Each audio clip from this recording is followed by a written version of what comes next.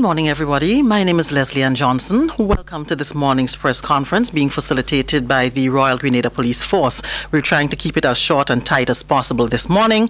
And we have with us Deputy Commissioner of Police, Mr. Franklin Redhead. He will be doing a presentation. We're talking this morning about the emergency regulations.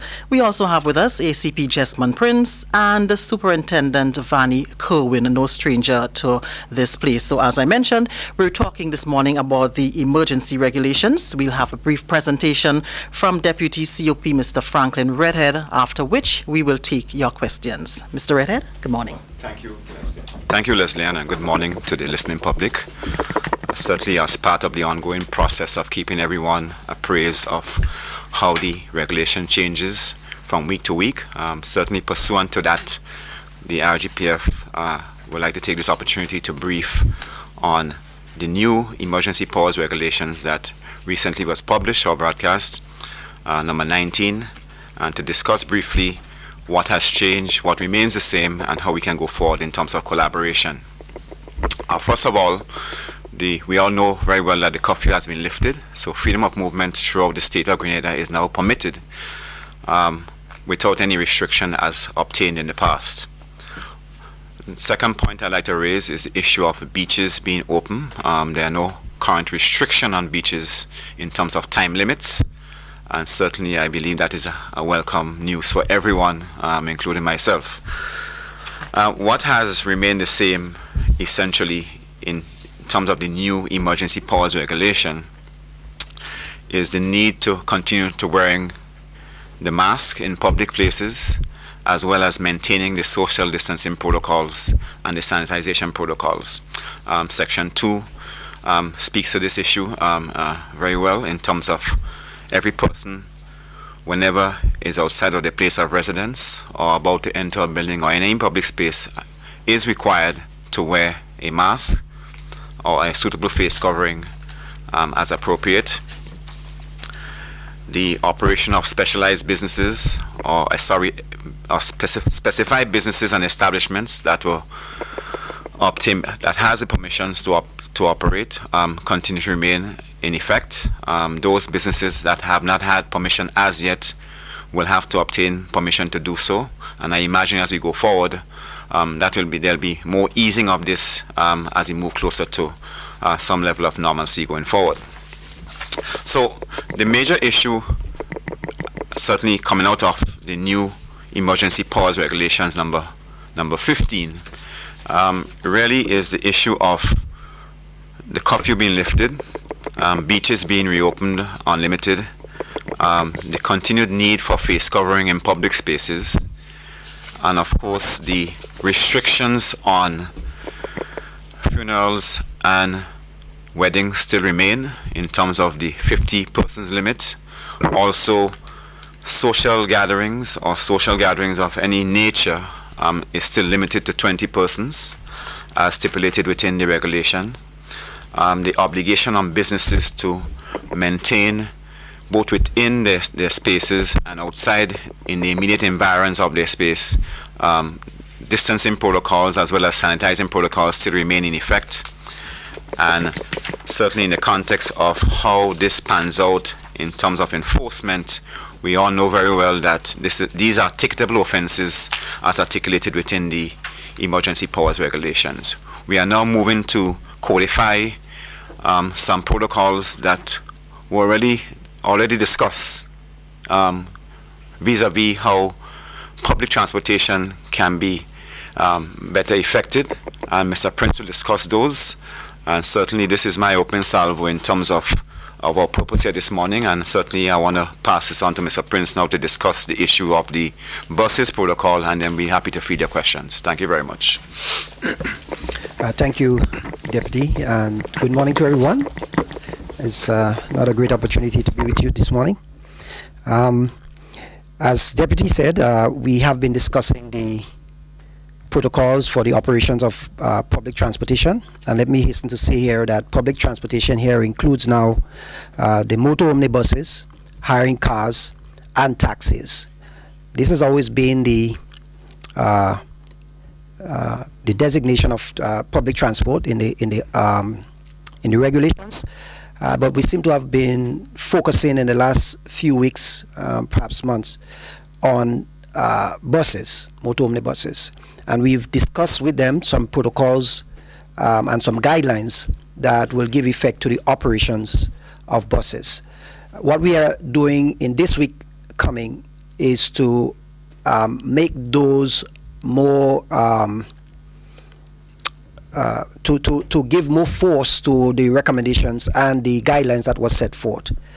While in the past there were no penalties for failing to comply with some of the guidelines that were issued, in this week coming up, we will see that being a little more forceful by way of making them punishable by ticket.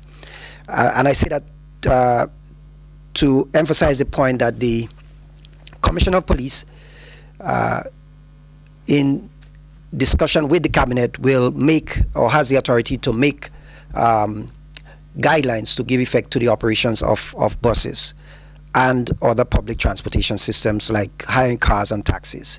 And so what we are going to do, and it's just a word of advice to our operators, we have been talking about this for the last weeks and perhaps months, and we are asking now that these are going to become more seriously applicable to the operations of these buses. As we continue to see the easement and the lifting of more restrictions, the practicing of those protocols and hygiene practices are becoming more necessary for us to be able to be in a position where we can have some semblance of protection against the COVID-19 virus.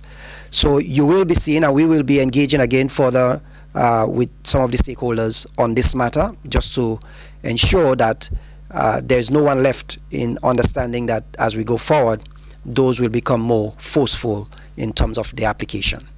So that's it for me for now. Thank you, gentlemen. So, colleagues, you've heard from Deputy COP Franklin Redhead as well as ACP Jessamine Prince. We now open the floor for questions.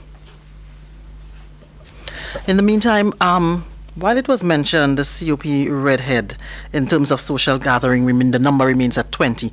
Maybe we should just clarify for those who may have ideas that major shows can take place because the curfew has been lifted and things have been eased a bit. And that is one of the misunderstandings that we need to clarify, that while the curfew has been lifted, there has been no lifting of the restrictions on social gathering. The number remains 20 for any kinds of social gathering. So things such as barbecues, street jams, major shows and so forth has not been approved as yet because of the fact that obviously they would exceed the stipulated limit of 20 persons. So while there is some easing of restrictions, some restrictions remain to ensure that we mitigate further spread of the infection throughout the state, or the potential spread of this infection throughout the state. Colleagues, anybody as yet? ACP Prince, maybe you can go into a bit more detail. As you mentioned, you will be more forceful this week as to what people can expect, just so that they are clear and they don't say, okay, well, I was not aware of this or that. Okay. We, in discussion with the bus operators, and I target the bus operators mostly because these are the ones who we were mainly in contact with. We have not really spoken to the taxi operators and the hiring vehicle operators. But we've been speaking with the bus operators in most of our engagements in the last few weeks and months. And what we have been saying, and we have also been saying to the public, is that you cannot enter a bus without wearing your mask and without being sanitized. And we've had some resistance in the past where persons may refuse to be sanitized.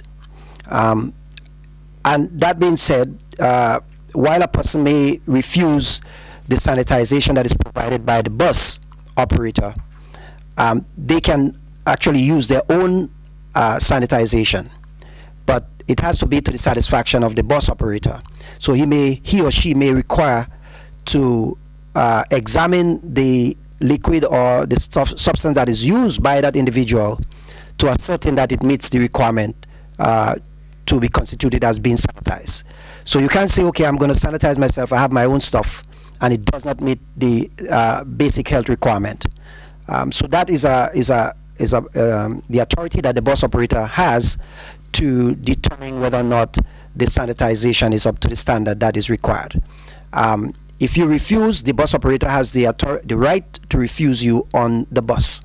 Also, the wearing of masks on the bus, you do not have an excuse not to wear your mask on the bus. And despite the fact that you may hear people saying that they have breathing problems, if you have a breathing problem, this is something that you want to check out before you actually board a public transportation.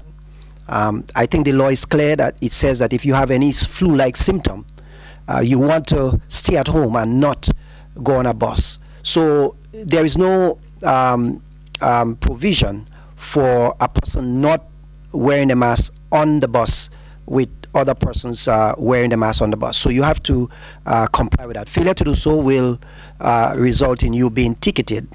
And also the bus operator making a determination to have you disembark. And we are even bringing this further and making it now regulations that if you were forced out of the bus or asked to disembark the bus, having paid your fare to get to where you want to get, and middle in the route you fail to observe or practice all of these protocols, and having to be asked to disembark the bus, the possibility exists that you can forfeit the fare that you would have paid up front. So this is serious, and we want persons to cooperate and work along with the police and the bus operators to ensure that they practice what is required by now, as we say, law.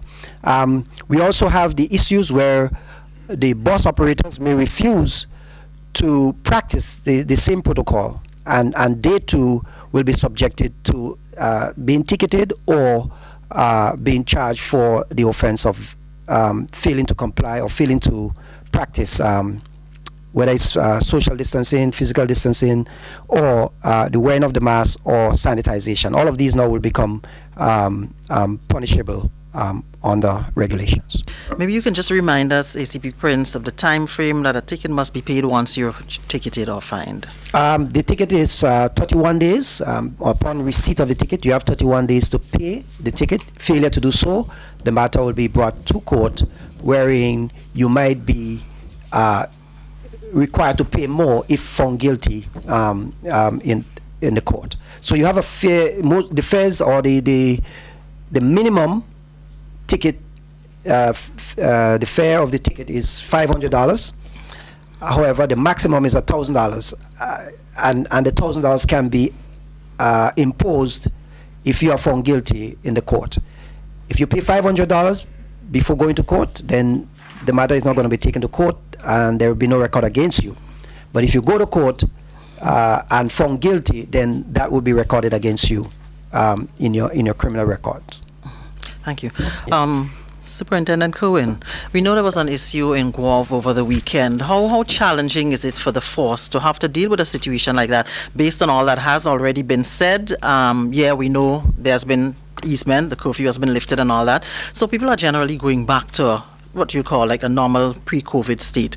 How do you deal with that, or what measures can you take to ensure that situations like that don't crop up if that's possible? Taking into consideration there was of course no social distancing, some people were not wearing masks and all that, so people were basically not adhering to some of the protocols that we want to keep in place for the time being. Thank you very much, Les, and good morning to the listening and viewing public. It will always be a challenge having to deal with our people, having regard to the fact that we are very festive population. As you indicated, we have seen quite a number of persons that go off on over the weekend who were not wearing masks, who were not adhering to the 6 feet social distancing. But we understand that it was a protest, and in that case, all of these rules were set aside doesn't necessarily make it right. But we understand that going forward, though, as the country opens up, as the curfew is now lifted, we do expect that a number of activities will take place. People will use the opportunity to do things that are not open for them to do. What we can do from law enforcement is to do what we have always done, be vigilant. Our patrols are out there. We pay attention to what is happening in the country and take the necessary action when we need to, providing the necessary guidance and advice to people. It is never the intention of the RGPF to ticket. Mr. Prince was making the point. It is never the intention of RGPF to be high-handed or forceful in the way we enforce the regulations. But we have a job to do, and we are going to do that job without fear, favor, malice, or ill will. But we'll do it, this kind of humane way, as we have been doing it over the last couple of months, by making sure that we engage with the population, making sure that they understand, and where needs be, we do what we need to do. Thank you very much. Linda Straker, good morning. You have questions? I think Mikey has been putting his hand up before me, so I will give you the opportunity. Mikey, my apologies. I didn't see you. Go ahead, Mikey. Good morning. Good morning to you, and good morning to the officers on the panel. All right, so we are speaking of social gatherings and 20 persons being allowed at any one time. So I am at an event, and I've been there. I was the 10th person to arrive. And some other people decides to come on and becomes number 23, 24, 25, 26. What do I do as someone who believes that I have not violated any law, that I have been there and I arrived at that event early enough?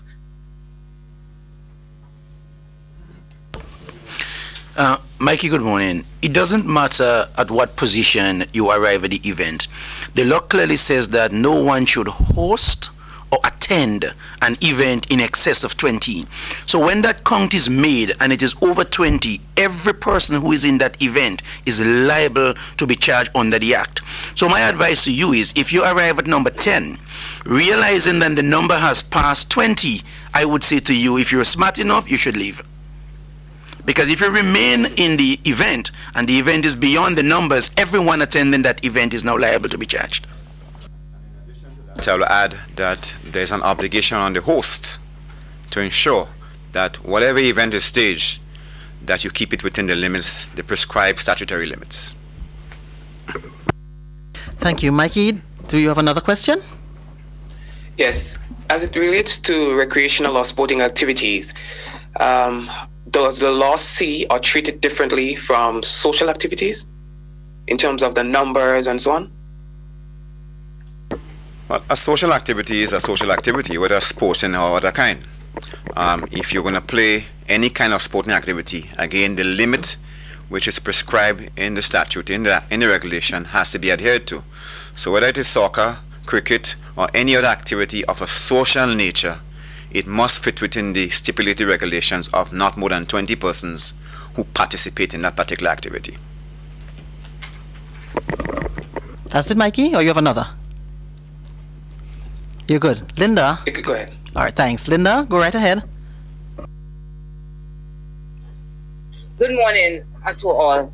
My question is going back to the question about WAV, but it's not to do with the crowd. But last night, we would have received a statement from the attorney for the family, which said that, he said, and I'm going to read it as was sent, I am highly disturbed and quite alarmed, as with any member of the Grenadian public, to learn that the bullet which was fired by the policeman this past Sunday into the upper leg of young Jamal Charles was a hollowed point bullet that is ordinarily used by military forces, not by police officers. What's the comment from the hierarchy of the force to that claim by the lawyer for Mr. Charles? Well, that claim, as far as I know, is completely false. The RGPF does not have any hollow point ammunition in its inventory, and we have not had a practice or a tradition of using hollow point ammunition within our inventory. From my knowledge, and certainly from the evidence that has been presented, the ammunition used was a conventional warhead, as is established within our protocols, that is used routinely for RGPF operations. So this is a complete falsehood, and I believe it is purely to direct or misinform the public in a particular direction.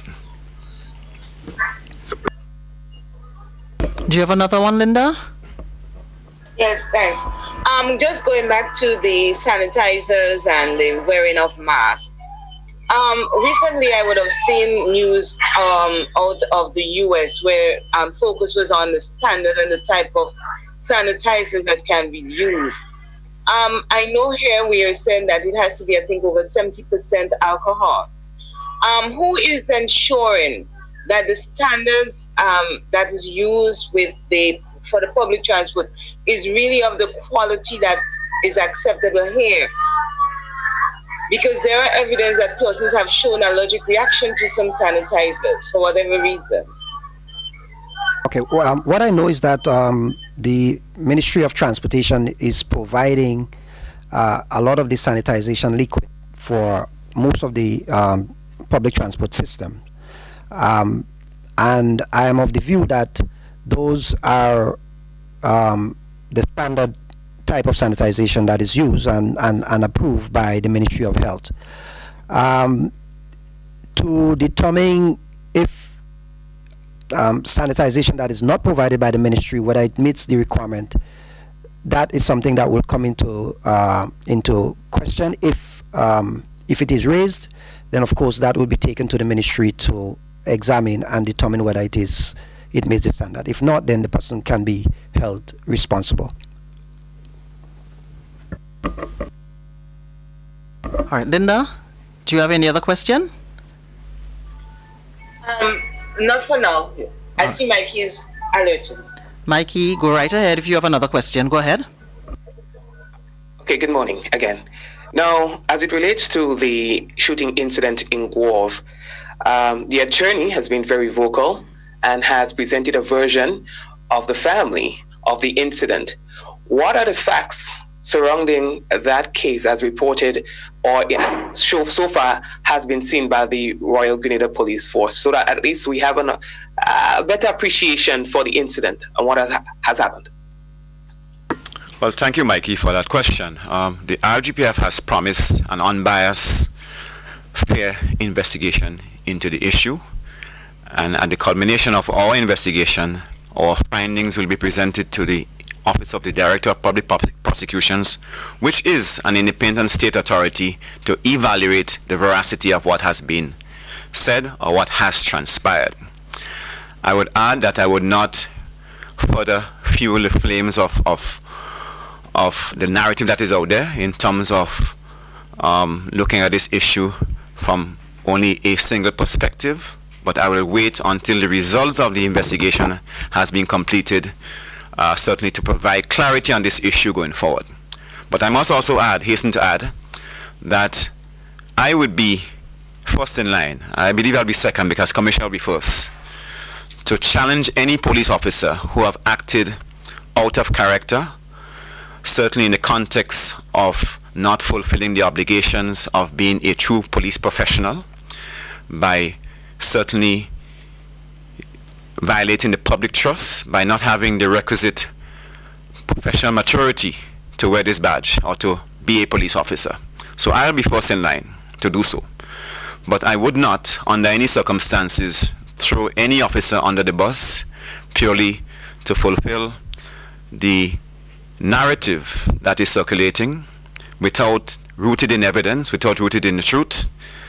And certainly this is the course of action that the RGPF has taken consistently, and that is what is going to happen going forward relative to this investigation. We will investigate. We have promised to do so. We will do so fairly. We will send those results on to the Director of Public Prosecution for his assessment, and whenever the decision lies in terms of action, certainly with the RGPF will follow through in terms of its own obligation under the statutes. Mikey, any other? Not for now. Okay, great. So I want to, gentlemen, I just want people to be clear again as we've gone through what is happening from now. Deputy Redhead, operations of businesses that are already there. So we know those are there. But those without permission must obtain permission. Now, we don't want anybody to say I wasn't aware, especially since things have now eased and sort of gone back to normal. So let us help them to understand what is expected of you, even though it seems as though times are normal. And again, to restate, certainly my opening salvo, those businesses that have the permissions to operate can operate as certainly operate with normal hours being what is relative to their kind of business. So certainly the easing of that has happened.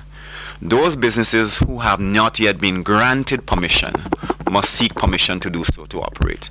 The consideration for that will happen at the higher level in terms of the COVID Cabinet Subcommittee, and it will naturally cascade down to the RGPF to effect it.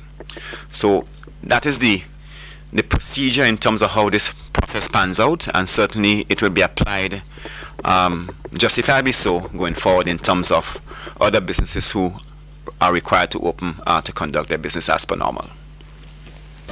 Thank you very much. Colleagues, anybody else with questions? Now's your time, please. Let's do it. There's a question from MTV in the chat. All right, can you read it for us, Mikey? Okay, it says, how concerned following Sunday's event is the RGPF about the climate with regards to protest action or the uprising of the people, taking into consideration the happenings around the world, including neighboring Trinidad?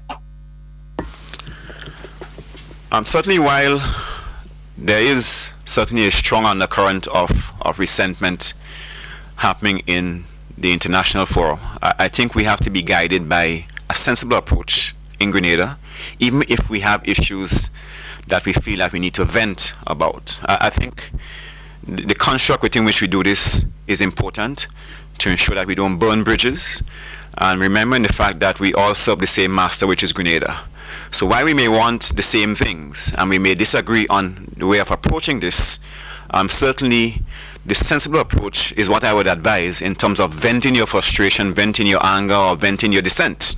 And there are avenues for doing this, and doing this safely and consistently to ensure that it does not violate anyone's privileges or does not undermine certainly the peace and stability of the country going forward. And this is that will be my comment on the issue. Thank you, Mikey. Thank you so much for your assistance. Linda, you have another question? Yes, my question had to do with the granting of permission for businesses. Where is the granting of permission? Can any one of them explain whether that permission is permission in sector or individual business permission? So, for example, we are allowed to have social event of up to 20. If, for example, I want to use a caterer, how would I know that this caterer is approved to operate? Is there a list listed somewhere that we can go to? Explain the granting of permission for me, please. And I think a lot of people really want to understand that more deeply. The granting of permission for business to operate, and there has been a gradual reopening of businesses coming out of the March situation when we have been there's a total lockdown. Certainly that falls within the purview of the Cabinet Subcommittee. Their considerations factor in many variables in terms of why businesses are open at particular times, the risk factors in terms of businesses opening at particular times going forward.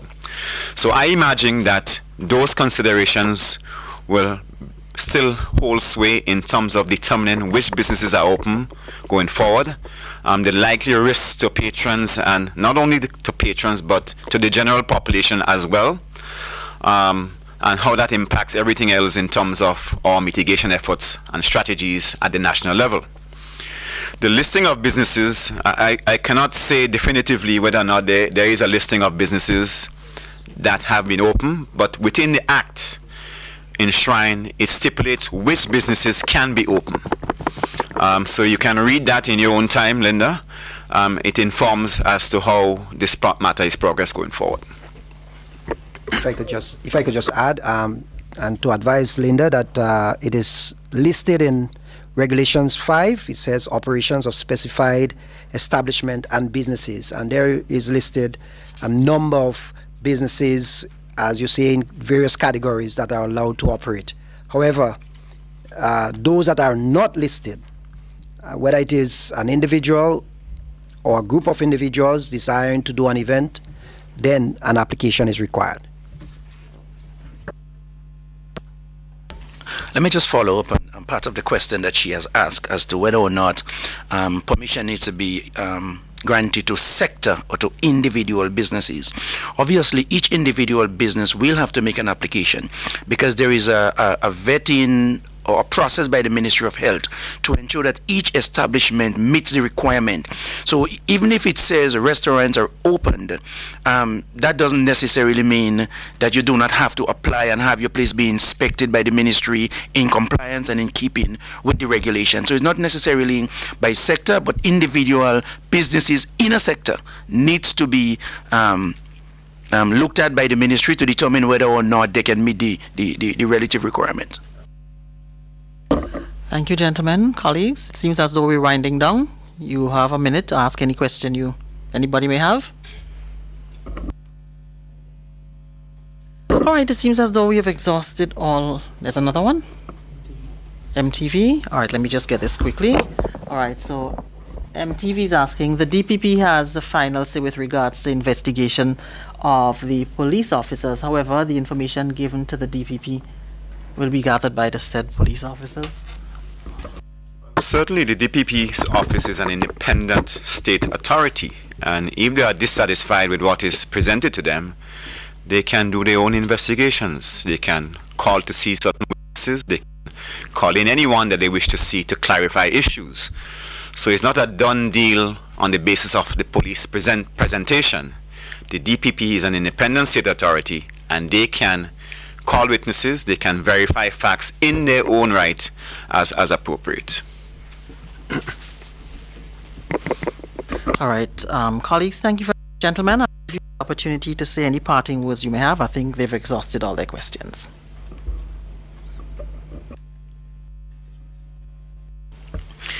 Something that I have been paying attention to in recent days that particularly concerns me, and not only concerned me as a police officer, but concerned me as a former prosecutor. I have noticed that there's quite a lot of publicity, of matters that are under investigation by one side or by parties representing sides of that investigation. Now, as a police force, we cannot or we do not have the authority to tell anybody what they could and cannot say in public. But I think it's a dangerous precedent we are setting when we set our people up to expect a particular narrative or a particular outcome ahead of an investigation. Because at the end of the day, we do not know what would come out of any situation. We do not know how the court will treat with any particular matter that is before the court. But when we try these matters in public and we sway a section of our population down a particular path, and God forbids the court does not adhere to what the narrative that is out there, you can see how dangerous that can be with the expectation of our people. So while we cannot say don't do it, I think there needs to be a level of caution here as to what we play out in the public, particularly matters that are under investigation or matters that are heading to court. Trials are for the courts, and we should all let the court make that decision. Matters that are sub judice, meaning that matters are for the court, must be given a chance to go to the court to be determined and not determined in the public, because there can be significant slippery slopes in doing that. So it's just a word of advice, even if we do not have the authority to say to anyone, don't do it. Well, just to advise and to remind persons that in going forward, the wearing of masks has become now even more forceful. The hand sanitization, the physical distancing, all of those now are becoming more and more forceful as we go forward. So just a reminder that you will be checked on those things. Well, my colleague officers stole my thunder, but I just want to reemphasize what I was going to say in the context that we're here today in Grenada at a place where we are more comfortable in terms of the strategies that have been deployed in terms of mitigation. And we need to, and as we move closer to a reopening of our borders, and I am seeing in some forums the discussion that is happening in that regard. It is critically important that we all understand the importance. In fact, the wearing of masks in public spaces has to assume new importance. If we're going to go the route of opening borders, if you're going to have more openings, if you're going to have more easing of restrictions, naturally our individual protocols in terms of mitigation has to have primacy. And this will be my parting words. Wear your mask. It is critically important that you do so because it affects everything. Everything is connected. Individually and collectively as a people, we should ensure that we adhere to these protocols because it makes sense. And certainly, simple logic will tell you that for every case that is reported, there are likely to be, statistically, there are likely to be unreported asymptomatic cases. We don't know. So it's a known unknown. And the only mechanism we have in terms of dealing with that scenario is to wear our masks and wear it consistently. And I know even in the police force we have some challenges with it, and we are moving to correct this. But certainly that should not negate anyone from following through with national protocols that will assist you individually and assist us as a country going forward. I thank you. Thank you very much, gentlemen. Very good parting words. Colleagues, we do thank you so very much for being with us today. Deputy Commissioner Franklin Redhead, ACP Jesmond Prince, and Superintendent Vanny Kerwin, it has been a pleasure having you here with us today. Colleagues, once again, thank you so much. Everybody have a great day. My name is Leslie Ann Johnson.